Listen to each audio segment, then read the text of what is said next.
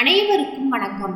நான் படித்து ரசித்த கதையை நீங்களும் படித்து கேட்டு மகிழுங்கள். கதை பிடித்திருந்தால் அனைவருக்கும் பகிருங்கள். ஏங்க, எத்தனை நாளா சொல்றேன், பெருசுக ரெண்டையும் வீட்டை காலி செய்ய சொல்லுங்கன்னு என்று மனைவி சுஜாதா சொன்னதும் அவங்க பாட்டுக்கு இருக்காங்க, நமக்கு என்ன தொந்தரவா கொடுக்குறாங்க, சும்மா இதையே சொல்ற என்றான் சிவராமன்.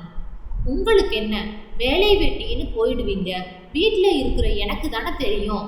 தினமும் ஏதாவது ஜீனி சீரகம்னு கேட்டுக்கிட்டே இருக்குது அந்த பாட்டி. பெரியவர் குப்புசாமி பென்ஷன் வாங்கியதும் மளிகை ஜாமான் எல்லாம் வாங்கி போடுறாரே, அப்புறம் என்னவா? அவங்க 2 பேரும் ரொம்ப சிக்கணும். காலையில் பேப்பர் வந்ததும் ஆளா அவர் படிச்சுட்டு அப்புறம் தான் நம்ம படிக்கணும். சொந்தமாக ஒரு பேப்பர் வாங்கிக்க வேண்டியது தானே. ஓசி பேப்பர், ஓசி டிவி, இப்படியே காலத்தை ஓட்டுறாங்க என்றாள் எரிச்சலுடன். விடு, அவர் படிக்கிறதால பேப்பரில் எழுத்தா குறைஞ்சிடுது, இல்லை டிவி கேபிள்காரன் தான் கூட பணம் கேட்குறானா? நம்ம காலையில் வேலை வெட்டியாக இருக்கோம், அவர் ஓய்வா வீட்டில் இருக்கிறவர், அவருக்கும் நேரம் போகணும்ல. அது சரி, ராசி பலன் பார்க்கலாம்னா கூட பெரியவர் ஒரு எழுத்து விடாமல் படித்ததுக்கு அப்புறம் தான் பார்க்க வேண்டியிருக்கு. பேப்பர் பார்க்கணும்னு சொன்னால் கொடுத்துட போகிறார். இதெல்லாம் மனசில் வச்சுக்கிட்டு பெரியவரை வீட்டை காலி பண்ண சொல்கிற? அதெல்லாம் ஒன்றும் இல்லை.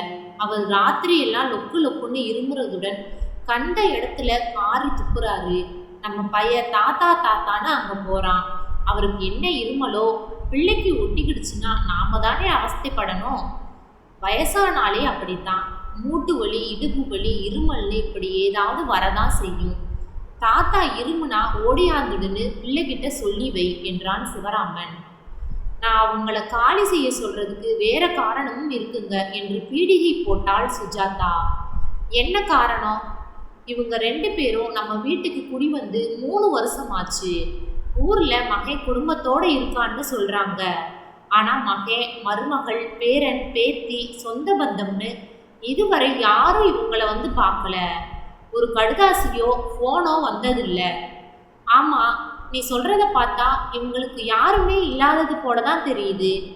அதான் சொல்றேன், 2 பேருமே வயசானவங்க. திடீர்னு மண்டையை போட்டுட்டா யாருக்கு சொல்லி விடுறது, என்ன செய்யறதுன்னு யோசிச்சு பார்த்தீங்களா? இதெல்லாம் மனசுல வச்சுதான் அவங்கள வீட்டை காலி செய்ய சொல்லுங்கன்னு சொல்றேன் என்றாள். நீ இப்ப சொன்ன விஷயம் யோசிக்க வேண்டியதுதான். ஒன்று செய்வோம், வீட்டை காலி செய்யுங்கன்னு சொல்றதை விட அவங்களா காலி செய்து போறாப்புல வீட்டு வாடகையை ஒசத்தி கேட்போம். நல்ல யோசனை தான். கூடுதலா எவ்வளவு வாடகை கேட்பீங்க? இப்போ 3000 ரூபாய் கொடுக்குறாங்க, கூட ஒரு 500 ரூபாய் சேர்த்து கேட்போம். கேட்டா கொடுத்துட்டு இங்கேயே இருந்துட போறாங்க. 2000 ரூபாய் அதிகமாக கேளுங்க, அப்பதான் காலி செய்துட்டு போவாங்க என்றாள். தலையசைத்தான் சிவராமன்.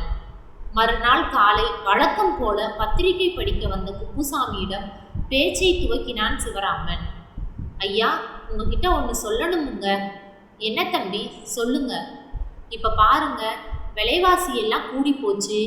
செப்டிக் டேங்க் சுத்தம் செய்கிறவன் கூட எவ்வளவு கேட்டான்னு இன்னைக்கு நீங்களே பார்த்தீங்களே. அதோட வீட்டு வரியையும் பஞ்சாயத்தில் எக்கச்சக்கமாக வசத்திட்டாங்க. வீட்டை பராமரிப்பதே பெரிய காரியமாக இருக்குது. அதனால் நீங்கள் வீட்டு வாடகையை கூடுதலாக கொடுத்தீங்கன்னா கொஞ்சம் உதவியாக இருக்கும். எவ்வளவு கூடுதலாக கேட்குறீங்க? இப்போ 3000 ரூபாய் தர்றீங்க. இந்த 3 வருஷமாக உங்ககிட்ட வாடகையை உயர்த்தி கேட்கல. அதனால் கூட 2000 சேர்த்து மாதம் 5000 ரூபாய் கொடுத்துடுங்க என்றான். 5000மா என்று அதிர்ச்சியுடன் குப்புசாமி கேட்க, அவ்வளவு பணம் கொடுக்க முடியாதுன்னா உங்களுக்கு கட்டுப்படி ஆகிறது போல வேற வீடு பார்த்துக்கங்களே என்றான் சிவராமன். உடனே இல்லை, 3 மாதம் டைம் கொடுக்குறேன். அந்த 3 மாதமும் பழைய வாடகையை தந்தா போதும். அதையும் கூட அட்வான்ஸ் பணம் 15,000 கழிச்சுக்கிறேன். இல்லை, இதே வீட்டில் இருக்கிறதுனா மாதம் 5000 ரூபாய் வாடகையோட அட்வான்ஸில் 10,000 ரூபாய் வசதி கொடுக்கணும். எப்படியோ உங்கள் சௌகரியப்படி நடந்துக்கங்க என்றான். பெரியவர் முகத்தில் தோன்றிய அதிர்ச்சியை சிவராமன் கவனிக்காமல் இல்லை. எப்படியும் அவர்களை காலி செய்ய வைத்துவிட வேண்டும் என்பதில் உறுதியாக இருந்ததால் பேச்சில் சற்று கடுமை காட்டி தன் வீட்டிற்குள் சென்று விட்டான் சிவராமன். பத்திரிகையை கையில் பிடித்தபடி பிரம்மை பிடித்தவர் போல நின்றிருந்தார் குப்புசாமி. வீட்டின் கதவின் பின்புறம் நின்று இதையெல்லாம் கவனித்த சுஜாதா கணவன் வீட்டிற்குள் வந்ததும் புன்னகையுடன் சூப்பர் என பாராட்டினாள். படிக்கும் மனநிலை போய்விட்டதால் பத்திரிகையை மடித்து வைத்துவிட்டு தன் போர்ஷனுக்கு சென்றார் குப்புசாமி. கணவரின் முக வாட்டத்தைக் கண்டு வீட்டுக்கார தம்பி என்ன சொன்னார், ஏன் வருத்தமா இருக்கீங்க என்று கேட்டாள் மனைவி காமாட்சி. வீட்டு வாடகை 2000 ரூபாய் சேர்த்து மாதம் 5000 ரூபாயா கொடுக்கணுமா? திடீர்னு இவங்களுக்கு என்ன வந்துச்சு, ஏன் இப்படி அடாவடியாக கேட்குறாங்க? அதோடு மட்டும் இல்லை, அட்வான்ஸ்லேயும் 10,000 ரூபாய் அதிகம் கேட்குறாங்க. கொடுக்காட்டி 3 மாதத்துக்குள்ள நம்ம சக்திக்கு தக்க வேற வீடு பார்த்துக்க சொல்கிறாரு. வேற எங்கே போகிறது? வாடகையும் அட்வான்ஸும் கூடுதலாக கேட்க என்ன காரணமாம்? ஏதோ வீட்டு பராமரிப்பு செலவு, வீட்டு வரி எல்லாம் கூடுதலாயிடுச்சுன்னு சொல்கிறாங்க. அதுக்காக இப்படி ஒரேடியாக 2000 ரூபாய் கூட கேட்குறது? இதிலிருந்து என்ன தெரியுதுன்னா, நம்மளை வீட்டை காலி செய்ய வைக்கிறதுல தான் குறியாக இருக்காங்க. இப்போ என்ன செய்கிறது? வேற வீட்டை பாருங்க. உங்கள் கூட வாக்கிங் வர்றவங்க கிட்ட சொல்லுங்க, வாடகை 5000 ரூபாய் கொடுத்துட்டு வயிற்றுல ஈர துணியையா போட்டுக்கிறது என்றாள் காமாட்சி. காஃபி ஆறிப்போச்சு, சுட வச்சு எடுத்து தரேன் என்று சமையலறைக்குள் சென்றாள். காஃபியை எடுத்து வந்தபோது கணவர் படுக்கையில் படுத்திருப்பதை பார்த்தவள், எந்திரிங்க, என்ன காலையிலேயே படுக்க, காஃபியை குடிங்க. கட்டினவனுக்கு ஒரு வீடு, கட்டாதவனுக்கு பல வீடும்பாங்க. பகவான் நமக்கு நல்ல வழி காட்டுவான் என்று தேர்தல் சொன்னாள் காமாட்சி. நாம் பெத்த புள்ள நம்மளை கடைசி வரை வச்சு காப்பாற்றுவான்னு நம்பி வீட்டை அவன் பேருக்கு எழுதி கொடுத்தோம். வீடு கைமாறிய கொஞ்ச நாள்லேயே வீடு புழக்கத்துக்கு போதல, நீங்கள் எங்காவது வாடகைக்கு வீடு பார்த்துக்கங்கன்னு சொல்லிட்டான். மருமக பேச்சும் சரியில்லை. அதனால் கோவிச்சுக்கிட்டு எல்லாத்தையும் போட்டுட்டு பென்ஷனை நம்பி இந்த ஊருக்கு குடி வந்தோம். பிள்ளையா அவன்? கல்யாணத்துக்கு முன்ன நம்ம மேலே எப்படி பாசமாக இருந்தான், இப்படி மாறிட்டானே. இப்படி மாறுவான்னு தெரிஞ்சா அவனுக்கு கல்யாணமே செஞ்சு வச்சிருக்க மாட்டேன் என்றார் குப்புசாமி. நாம் அவனுக்கு கல்யாணம் கட்டி வைக்கல, அவனை நாம் கட்டி கொடுத்துட்டோம். அவன் பேச்சு எதுக்கு இப்போ? நீ எங்கள் புள்ள இல்லை, நாங்கள் செத்தாலும் எங்கள் பணத்தில் முழிக்காதேன்னு சொல்லிட்டு தானே வந்தோம் என்றாள் காமாட்சி. சரி, அவன் பேச்சை விடு. இப்போ நம்ம எங்கே குடி போகிறதுன்னு யோசி. இதில் யோசனை என்ன இருக்கு? உங்கள் வாக்கிங் நண்பர்கள் கிட்ட சொல்லி பாருங்க. ஏற்கனவே சொன்னேன்ல. ஆமாம், அப்படித்தான் செய்யணும். நாட்கள் நகர்ந்தன. ஆனால் வீடுதான் அமைந்த பாடில்லை. வாக்கிங் சென்று வீடு திரும்பி வந்த குப்புசாமி சோர்வுடன் நாற்காலியில் அமர்ந்தார். என்னங்க, உங்கள் நண்பர்கள் வீடு பற்றி ஏதாவது தகவல் சொன்னாங்களா? அந்தான்னு 2 மாசமா பார்க்குறேன்னு சொல்கிறாங்க. ஒருத்தரும் பார்த்து சொன்ன பாடில்ல. 3 மாதம் டைம் முடிய போகுதுன்னு இன்னைக்கு கெஞ்சலாக கூட கேட்டுட்டேன். வாடகை 6000 ரூபாய்க்கு குறைஞ்சி வீடு இல்லையா? பள்ளிக்கூட பசங்களை படிக்க வைக்க பக்கத்து ஊர்களில் இருந்து குடும்பத்தார்கள் வந்ததால வீட்டுக்கு கிராக்கி அதிகமாயிடுச்சான். அப்படின்னா வேற வீடே கிடைக்காதா? 5000க்கு குறைஞ்ச வாடகைனா டவுனுக்கு வெளியே புது குடியிருப்புகளில் தான் கிடைக்குமா? அப்படித்தான் பாருங்களே. இவர்கள் பேசி கொண்டிருக்கும் போது அங்கு வந்த சிவராமன், 3 மாச டைம் முடிய இன்னும் 2 நாள் தானே இருக்கு, வீடு ஏதும் பார்த்தீங்களா என்று கேட்டான். பார்க்குறேன், தோதா கிடைக்கல. எனக்கு தெரிஞ்ச புரோக்கர் ஒருத்தரை வர சொல்லியிருக்கேன். அவர்கிட்ட சொன்னா உங்களுக்கு தோதா வீடு பார்த்து கொடுப்பார், கவலைப்படாதீங்க என்றான் சிவராமன். ரொம்ப சந்தோஷம் தம்பி. அவர் எப்போ வருவார்? ஃபோன் செய்திருக்கேன், வந்துட்டு இருக்கார். சிறிது நேரத்தில் புரோக்கர் வந்ததும் அவரிடம் நிலைமையை கூறி குப்புசாமிக்கு அறிமுகப்படுத்தி, ஐயா, இவர்தான் புரோக்கர். நான் எல்லா விவரங்களையும் இவர்கிட்ட சொல்லிட்டேன் என்றான் சிவராமன். ஒரு வீடு இருக்கு, அதில் 2 ரூம். ஒரு ரூமில் வீட்டுக்காரங்க ஜாமான்கள் போட்டு பூட்டி வச்சுருக்காங்க. மற்ற ஒரு room hall, kitchen, attach bathroom, toilet எல்லாம் நீங்கள் புழங்கிக்கலாம். வாடகை 3000 தான். வீட்டு ஓனர் மும்பையில் இருக்காரு. வீடு என் பொறுப்பில் தான் இருக்கு. வாங்க, வீட்டை பாருங்க. பிடிச்சா அட்வான்ஸ் 15000 கொடுங்க. என்ன சொல்கிறீங்க?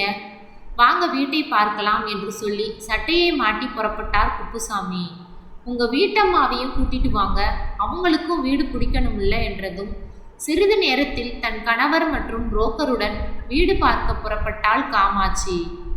ஒருவித நிம்மதியுடன் இருந்தனர் சிவராமன் தம்பதியினர்.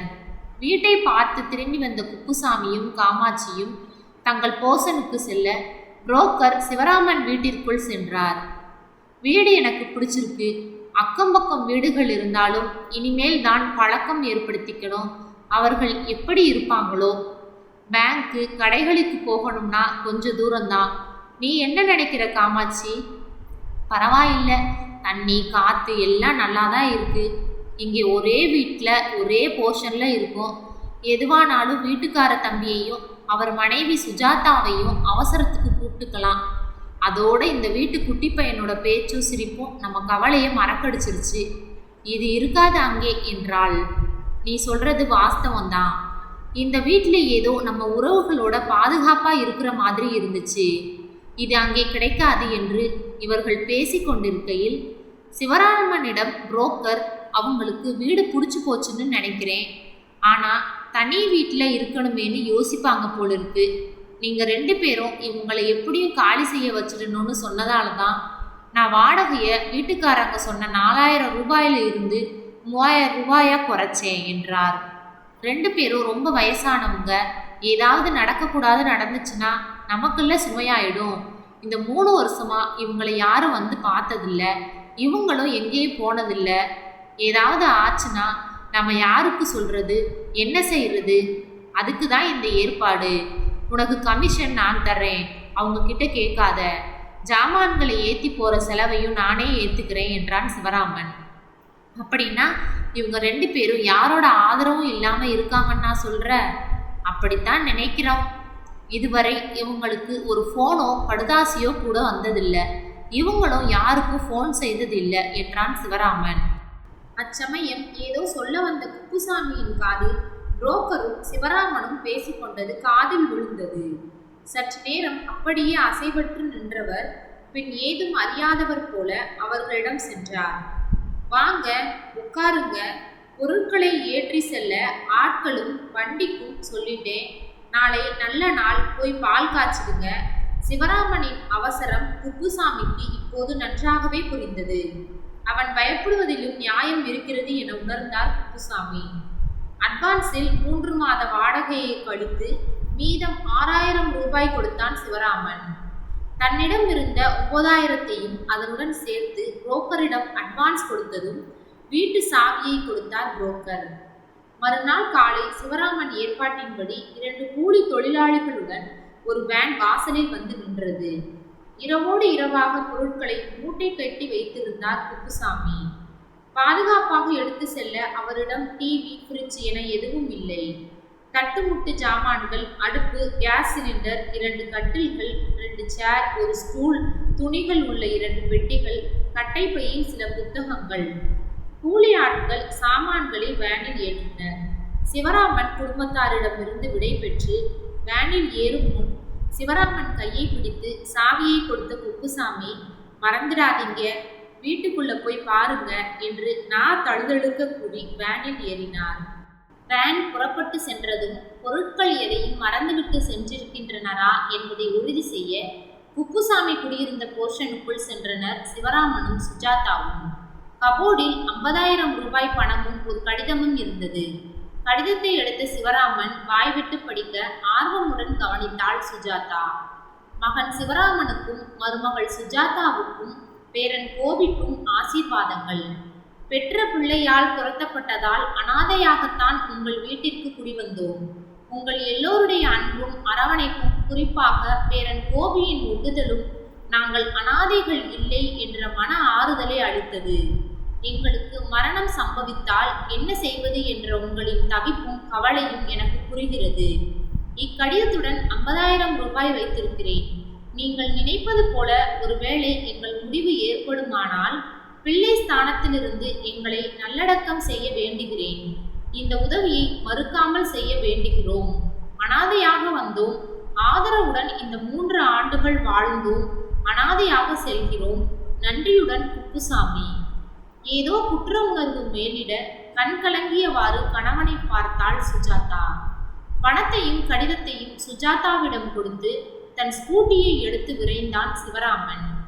வேனில் இருந்து பொருட்களை இறக்கிய குப்புசாமி தம்பதி வீட்டை திறக்கவும் சிவராமன் ஸ்கூட்டியில் அங்கு வருவதற்கும் சரியாக இருந்தது. சிவராமனை கண்ட குப்புசாமியும் காமாட்சியும் முகமலர்ந்து வாங்க வாங்க என்று வரவேற்க, அவனோ திறந்த வீட்டை பூட்டி சாவியை எடுத்து 2 பேரும் வேனில் ஏறுங்க என்றான். இருவரும் புரியாமல் பார்க்க, உங்க மகன் மருமகள் பேரனோடு வந்திருக்காங்க, புறப்படுங்க. அவங்க எப்படி இங்கே வந்தாங்க? நாங்க எங்க விலாசத்தையே கொடுக்கலையே.